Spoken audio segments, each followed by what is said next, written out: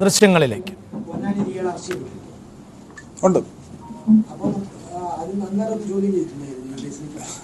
ഞാൻ വീണ്ടും അത് തന്നെയാണല്ലോ പറയുന്നത്. ഒരു 50-ലധികം കേസുകൾ ഉൾപ്പെട്ട ഒരു വ്യക്തിക്ക് അദ്ദേഹത്തിന് ഏത് രീതിയിൽ മാനേജ് ചെയ്യണം എന്നുള്ളതിനെ കുറിച്ചുള്ള ധാരണയുണ്ട്.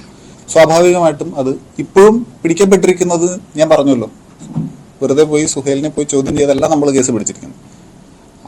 വളരെ വ്യക്തമായിട്ടുള്ള പ്ലാനിങ്ങോട് കൂടി സൈമിൾട്ടേനിയസ് ആയിട്ട് ഈ പ്രതികളെല്ലാം 5 ടീമുകളായിട്ട് തൃശ്ശൂരും പാലക്കാടും മലപ്പുറത്തും ഉള്ള സസ്പെക്റ്റുകളെ ഒരേ സമയം എടുത്ത് വിവിധ പോയിന്റുകളിൽ ചോദ്യം ചെയ്തിട്ടുള്ള ബ്രേക്കിങ്ങിൽ മാത്രമാണ്. അതായത് ഒരു ക്രോസ് ചെയ്യാൻ പറ്റുന്ന ഒരു പോയിന്റിലെത്തുമ്പോൾ മാത്രമാണ് സച്ച് ക്രിമിനൽസ് റിവീൽ.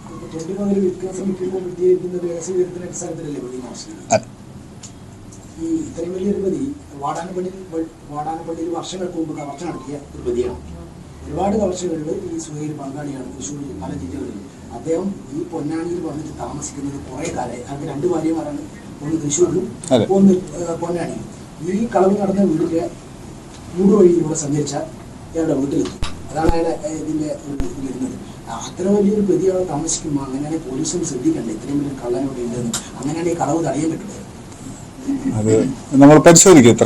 ഇത്ര ആഴത്തിലുള്ള ഒരു ചിന്ത നമുക്ക് പരിശോധിക്കാം. CCTV ഡയറക്റ്റ് എവിഡൻസസ് ഒന്നും നമുക്ക് കിട്ടിയിട്ടില്ല. അതായത് ഈ പറഞ്ഞ പ്രതികൾ അങ്ങനെയാണെന്നുണ്ടെങ്കിൽ ഡിറ്റക്ഷൻ നേരത്തെ ആയിരുന്നു. തമിഴ്നാട് സ്വദേശിയെ കണ്ടെത്തിയില്ലായിരുന്നല്ലോ അല്ല, സ്വാഭാവികമായിട്ടും ഒരു CCTV ക്യാമറകളുടെ പരിശോധനയിൽ നമുക്ക് പലവിധ ലീഡിങ് ആയിട്ടുള്ള കാര്യങ്ങളുണ്ടാകും. ചിലപ്പോൾ ആ സമയത്ത് യാദൃശ്ചികമായിട്ട് വന്നതായിരിക്കും, ചിലപ്പോൾ ഈ ക്രൈമിൽ ഉൾപ്പെട്ട ആൾക്കാരായിരിക്കും. പക്ഷെ അതൊന്നും നമുക്ക് ടാഞ്ചിബിളായിട്ട് ഒരു വ്യക്തിയിലോട്ടേക്ക് ചൂണ്ടിക്കാണിക്കുന്ന പോയിന്റായിട്ട് എത്തിയാൽ മാത്രമേ അതൊരു ഡിറ്റക്ഷനിലേക്ക് വരത്തുള്ളൂ. അന്നത്തെ അന്വേഷണത്തിനകത്ത് നമുക്ക് ഇന്നും ആ ഭാഗത്തു നിന്നുള്ള അന്വേഷണത്തിൽ നിന്ന് നമുക്ക് പ്രത്യേകിച്ച് ഈ പ്രതികളിലേക്ക് എത്താൻ പറ്റുന്ന ലീഡ്സ് ഒന്നും തന്നെയുമില്ല. ബ്രേക്ക് ചെയ്തിട്ട് തന്നെയാണ്. അപ്പോൾ അവിടെയാണ് നമുക്ക് നമ്മൾ ഇവരിപ്പോഴും വിശ്വാസത്തിൽ എടുക്കാത്തതിൻ്റെ ഒരു കാരണം. ഒന്നിലധികം ആളുകൾ ഉണ്ടാകാനുള്ള സാധ്യതകളും ഞങ്ങൾ മുന്നിൽ കാണുന്നുണ്ട്. ഒറ്റയ്ക്ക് ചെയ്യാൻ കെൽപ്പെട്ട ആളാണെന്ന് ചോദിച്ചാൽ ഇത്തരത്തിലുള്ള മോഷണങ്ങൾ ഇതിന് മുമ്പ് ചെയ്തിരിക്കുന്നതുകൊണ്ട് അതിനും സാധ്യതയുണ്ട്. അപ്പോൾ ആസ് ഓഫ് നൗ നമുക്ക് കൺക്ലൂസീവായിട്ട് പറയാൻ പറ്റില്ല ഇതോടുകൂടി തീർന്നു, അല്ലെങ്കിൽ ഇവർ പറയുന്നതും ഇവരിൽ നിന്ന് കിട്ടിയിരിക്കുന്നതും മാത്രമാണ് എൻഡ് എന്നുള്ളത്. അതുകൊണ്ട് അന്വേഷണം എടുത്ത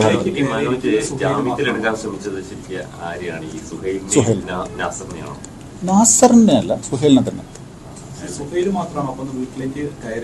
ആസ് ഓഫ് നോ നമുക്ക് അങ്ങനെ പറയാൻ കഴിയുള്ളൂ.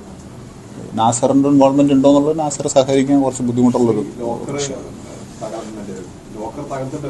അതെ അതെ അതെ ഒറ്റയ്ക്ക് കഴിയാൻ ഞങ്ങൾ പറഞ്ഞല്ലോ, ഞങ്ങൾക്ക് പൂർണ്ണമായിട്ടും വിശ്വാസമില്ല. അതാണ് ഞാൻ ആദ്യമേ പറഞ്ഞത്, അന്വേഷണത്തിന്റെ ആദ്യഘട്ടമേ ഞങ്ങൾക്ക് ഇപ്പോൾ പൂർണ്ണമായിട്ട് പറയാൻ പറ്റുള്ളൂ. ഞങ്ങൾക്ക് ഉറപ്പുള്ള കാര്യങ്ങൾ നമ്മൾ പറഞ്ഞു, ഇത്ര പേര് ഇൻവോൾവ് ആണ്. ഇനി ഇതിൽ കൂടുതൽ ആൾക്കാർ ഉണ്ടോ എന്നുള്ള ചോദ്യത്തിന് ഒരു പരിപൂർണതയുള്ള ഉത്തരം ഇപ്പോൾ പറയാൻ കഴിയില്ല. പ്രാഥമികമായ ചോദ്യം ചെയ്യല് ഇവർക്ക് അറിയാമായിരുന്നു ഇത്രയധികം ഗോൾഡ് അവിടെ ഉണ്ടെന്ന്. അവർ പ്ലാൻഡാണ്, അവർക്ക് അറിയാമായിരുന്നു ഇങ്ങനെ ഒരു പോസിബിലിറ്റി ഉള്ള സ്ഥലമാണെന്നുള്ളത് അവർക്ക് അറിയാമായിരുന്നു.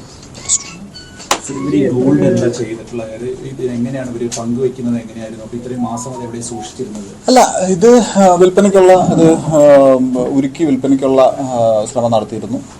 അതിൻ്റെ അടിസ്ഥാനത്തിൽ തന്നെയാണ് നമ്മളിപ്പോൾ അതിൻ്റെ സൂചനകളാണ് നമ്മളിലുള്ളത്. അതിനി നിയമപരമായിട്ടുള്ള ഡോക്യുമെന്റേഷനും കൂടെ തിരിച്ചെടുക്കുകയാണ്. ഞാൻ പറഞ്ഞല്ലോ, മനോജിന് ഇതിൻ്റെ പ്രാഥമികമായിട്ട് ഇതിൻ്റെ പ്ലാനിങ്ങിനകത്ത് റോളുള്ളതായിട്ട് നമുക്ക് വെളിവായിട്ടില്ല. നമ്മളുടെ കയ്യിലുള്ള ഇൻഫർമേഷൻ അതിൻ്റെ ഡിസ്പോസലിൻ്റെ സമയത്തുള്ള സഹായം, അപ്പോൾ അതിൻ്റെ പങ്ക് അയാൾക്ക് കിട്ടിയിട്ടുണ്ട്. അത് നമ്മൾ റിക്കവർ ചെയ്യും. അത് എനിക്ക് പരിശോധിക്കേണ്ടതുണ്ട്. അന്വേഷണ ടീം പലയിടങ്ങളിലാണ്.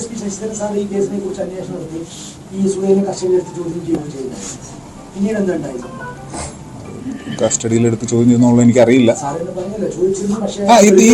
ഇദ്ദേഹത്തിന് കസ്റ്റഡിയിൽ SP സംസാരിച്ചു എന്നുള്ളത് എനിക്കറിയാം.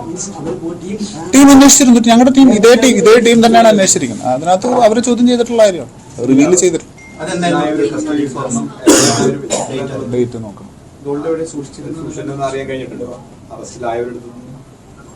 നമുക്കൊരു സൂചനയുണ്ട്. അപ്പോൾ അതൊരു ഗോൾഡ് മെർച്ചൻസും ഒക്കെ ആയിട്ട് ബന്ധപ്പെട്ട് അല്ലല്ല, വിൽപ്പനയാണ്. അല്ലല്ല, നാട്ടിൽ തന്നെ.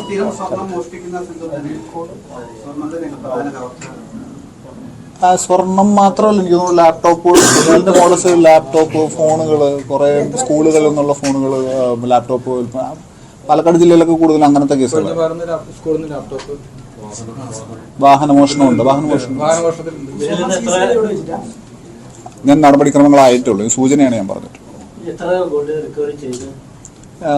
നമ്മൾ ഉദ്ദേശം നടപടികളായിട്ടല്ല, നമുക്ക് കിട്ടുന്ന സൂചനകൾ അനുസരിച്ച് ഏതാണ്ട് 1100 ഗ്രാമോളമുള്ള ആസ് ഓഫ് നൗ ഞങ്ങളുടെ കയ്യിലുള്ളത്.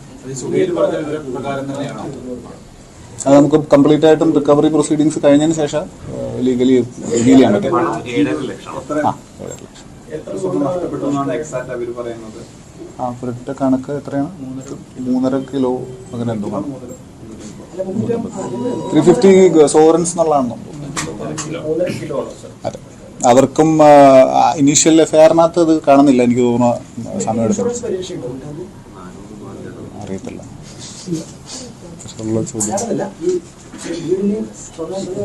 അവരോട് ചോദിച്ചിട്ട് പറയാൻ പറ്റും. ഇത്തരത്തിലുള്ള ചോദ്യങ്ങൾ പോലീസിന്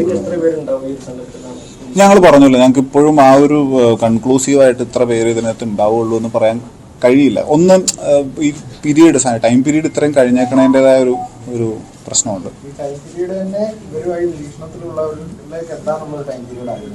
എക്സാക്ട്ലി. അത് നമുക്കിപ്പം ഇങ്ങനത്തെ ക്രൈമുകൾ ഇപ്പം നമുക്ക് ഇനീഷ്യൽ സമയത്ത് കിട്ടിയില്ല എന്നുണ്ടെങ്കിൽ നമ്മളൊന്ന് അണ്ടർഗ്രൗണ്ട് പോയതിന് ശേഷം അവരെ സ്വൈര്യവ്യവഹാരത്തിന് സമയം കൊടുക്കുക എന്നുള്ളതാണ്. അതാണ് എൻ്റെ ടീം ഏറ്റവും കൂടുതൽ അതിനകത്ത് ഉപയോഗിച്ചത്. ഈ സാധ്യതയുള്ള ഡിസ്പോസലിൻ്റെ കാര്യങ്ങളാണെങ്കിലും എല്ലാം. അപ്പം അതിലുണ്ടാവാവുന്ന തർക്കങ്ങൾ, ഇതൊക്കെയാണ് ഇതിനകത്ത് പലപ്പോഴും പുറത്ത് വരുന്ന അല്ലെങ്കിൽ ലീഡുകൾ കിട്ടാനുള്ള സാധ്യത. അത് വളരെ എഫക്റ്റീവായിട്ട് അവർ യൂസ് ചെയ്തു എന്നുള്ളത് തന്നെയാണ്. ഈ പ്രതി ആത്മഹത്യ പ്രവണത കാണിക്കുന്ന തരത്തിലുള്ള സ്വഭാവം ഒരിക്കൽ കാണിച്ചുകൊണ്ട് അതിന് പോലീസ് ഭയപ്പെട്ടിട്ട് അങ്ങനെ എന്തെങ്കിലും പ്രശ്നമുണ്ടോ? ഒരു ആത്മഹത്യ ചെയ്യാൻ ശ്രമിച്ചല്ലോ ഈ പ്രതി ഒരിക്കലും ഷഡ്ഡിക്കാരൻ തൂങ്ങി മരിക്കാൻ പറ്റുമോ? അത് എവിടെയാണത്? തൃശ്ശൂർ ജില്ലയിലാണ്. അതുകൊണ്ട് അങ്ങനെ അങ്ങനത്തെ പ്രശ്നം ചോദ്യം ചെയ്യുമ്പോൾ പ്രശ്നമുള്ളതുകൊണ്ടാണ് ഡിലേ ആയി വന്ന് അറസ്റ്റ് ഇതൊക്കെ എങ്ങനെ ഒരു എനിക്കറിയില്ല മറുപടി എന്താണ്. സോറി. അറസ്റ്റ് രേഖപ്പെടുത്തിയിട്ടുണ്ട് നമ്മൾ ഇന്നലെ. അപ്പം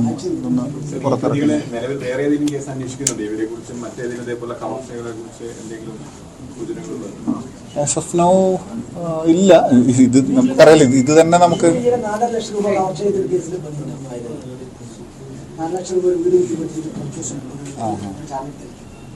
നോക്കാം. ഇപ്പം അങ്ങനത്തെ ഇതൊരു കവർച്ച എന്നുള്ളതിലുപരി ഇതൊരു ഹൗസ് തെഫ്റ്റാണ്. രണ്ട് മോഡസാണ്. ഇപ്പോൾ പെരിന്തൽമണ്ണയിൽ നമ്മൾ ഡിറ്റക്ട് ചെയ്തത് പ്രോപ്പർ റോബറി, അതായത് അതിനകത്തൊരു ആക്ഷൻ ഇൻവോൾവ് ആണ്, ഒരു ഉപദ്രവം ഇൻവോൾവ് ആണ്. നേരെ മറിച്ച് ഈ കേസ് എന്ന് പറയുന്നത് ഒരു വീട് കേന്ദ്രീകരിച്ചിട്ടുള്ള ഒരു ഭവനഭേദനം എന്ന് പറയുന്ന. മലപ്പുറം SP ആണ് ഇപ്പോൾ മാധ്യമങ്ങളോട് സംസാരിച്ചു കൊണ്ടിരിക്കുന്നത്. പൊന്നാനിയിൽ ഉണ്ടായ സ്വർണ്ണ കവർച്ചയുമായി ബന്ധപ്പെട്ട കേസിൽ പ്രധാന പ്രതി എന്നത് സുഹൈൽ ആണ് എന്ന് പറയുന്നു. സുഹൈൽ മറ്റ് 50ഓളം കേസുകളിലെ പ്രതിയാണ് എന്നുകൂടി ചേർക്കുന്നുണ്ട്. ഏതാണ്ട് 7 ലക്ഷം രൂപയും 1100 ഗ്രാം സ്വർണവുമാണ് ഇപ്പോൾ തിരികെ ലഭിച്ചിട്ടുള്ളത് എന്നും ഈ കേസിൽ കൂടുതൽ പ്രതികൾ ഉണ്ടാകാൻ സാധ്യതയുണ്ട് എന്നുമാണ് അദ്ദേഹം പറയുന്നത്.